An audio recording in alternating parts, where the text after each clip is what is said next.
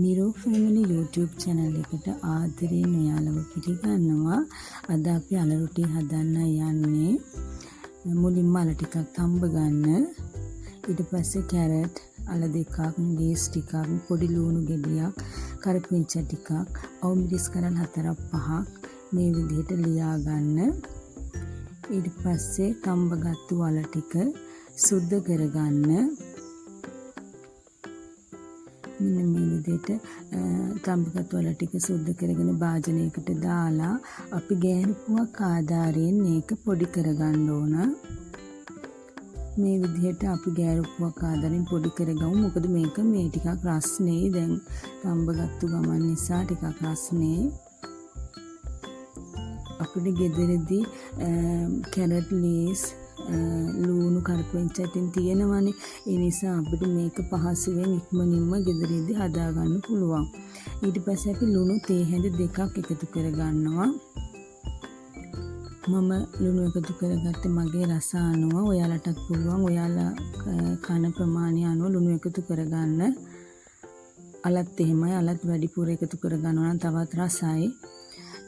ඊළඟට මම පිටි ග්‍රෑම් 400ක්, පාන් පිටි ග්‍රෑම් 400ක් එකතු කරගෙන තියෙනවා. ඒක ටික ටික වතුර දාලා මේ විදිහට වතුර ටික ටික එකතු කර පිටි ටික ටික එකතු කර අනා ගන්න ඕන. ඊට පස්සේ අපේ කපාගත්තු කැරට්, ලීක්ස් ඒ ටික මේකට එකතු කරනවා. එකතු කරලා අපි මේක තවත් හොඳින් මිශ්‍ර කර ගන්න ඕන. මේ විදිහට හොඳින් මිශ්‍ර කරගන්න. මේකට පොල් අවශ්‍ය වෙන්නේ නැහැ.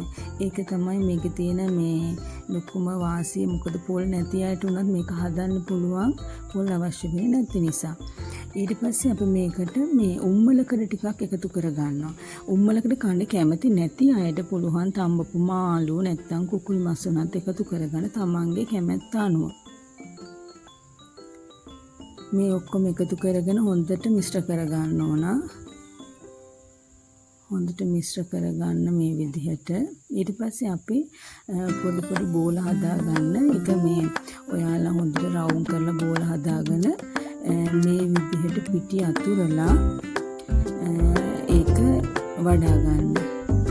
අපි සාමාන්‍ය රොටි හදන විදිහට වඩා ගන්න. මේ ආකාරයට. ඊට පස්සේ අපි තෙල් චුට්ටක් අපලට දාලා රොටි තැටියට දාලා මේක පුච්ච ගන්න. මදකින්